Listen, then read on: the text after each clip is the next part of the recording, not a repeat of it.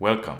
In today's video we are analyzing the lore patch notes from 8.3, the upcoming patch in World of Warcraft. Subscribe for more World of Warcraft content and catch my live streams for WoW Classic fun times. We have received new Il'gynoth whispers, the entity we faced in the Emerald Nightmare. Before the last shadow falls, the Father of Sleep will savor his feasts. I think this is before the fall of N'Zoth. The Father of Sleep, or the darkness that has been fed, should savor the souls we send. The Golden One claims a vacant throne. The Crown of Light will bring only darkness. I can't think of any other character than Kalia Menethil claiming the Forsaken Throne. Negative implications will be felt by it. When their mistress beckons, 9 ravens take flight. Each seeks a prize to earn her favor. Some believe the mistress refers to Sylvanas, and the ravens to her Valkyrs. Personally, I feel it is talking about Alexstrasza and the dragons taking a larger part in the upcoming story. The Vessel of Life disguises treachery. Beware the eyes of green. I believe the Vessel of Life talks about Alexstrasza and her niece Merithra, the daughter of Ysera. Merithra has eyes of green. Something has to be going down with the dragons. 5 lanterns now darkens. The flame they seek will light the master's way. Some believe this might be the old gods. I think it is the dragon aspects who have lost their power.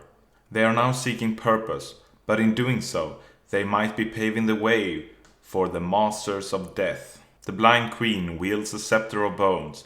From the deep, she calls forth doom. This could be Tyrande, Sylvanas, or Kalia in my opinion. Tyrande is on a raging streak. Sylvanas' bow is made out of bones, but Kalia's eyes is blinded by the light, and is now leader of the Forsaken, who could be the Scepter of Bones. The Cunning Ones kneels before 6 masters, but serve only one. People might kneel before the 6 masters of death, but in the end, they will only serve one.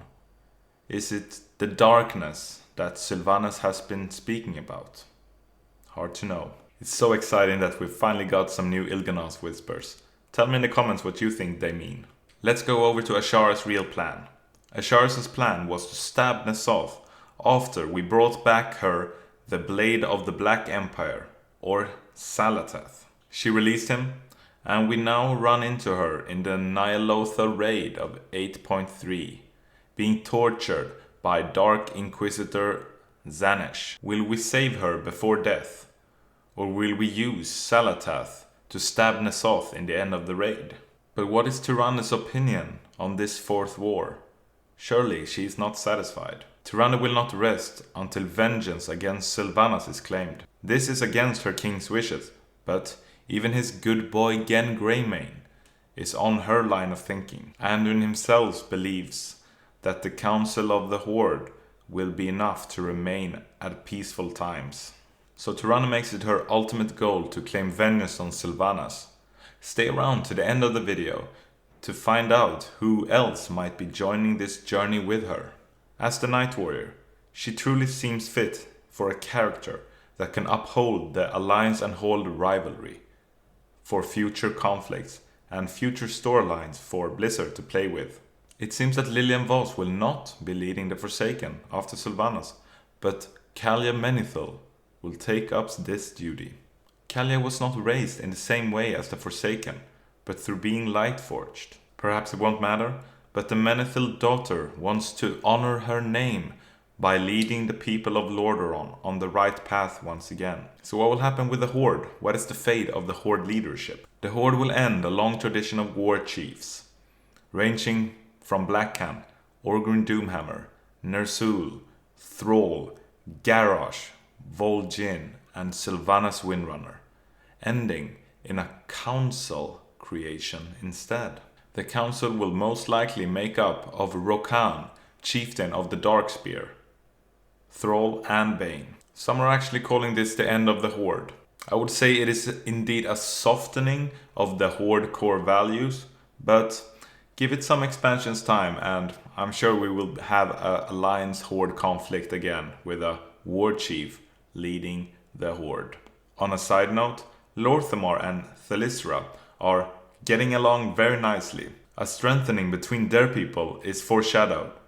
And perhaps something romantic as well, I'm not sure by the text. So the Dragonites has been teased as potential expansions, but what are the Dragonflights up to in patch 8.3? Basically, they discuss the ways in which they could intervene in the fight against the old gods. And it seems that at least Wrathion and Ebonhorn of the Black Dragonflight is with us in the raid against N'Zoth. Even though Wrathion is the first boss of the raid, it seems that we might be saving him from the corruption that has overtaken him.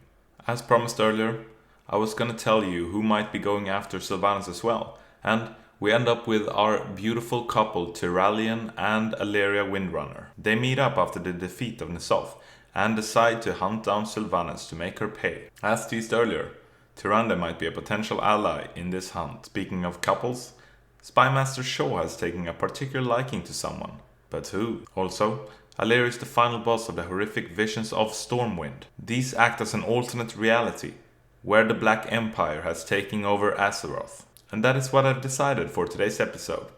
If you liked the video, show me by smashing the like button. Again, subscribe if you want to see more weekly content. But this is Marcinix, signing out. I will see you in the next one, in the blink of an eye.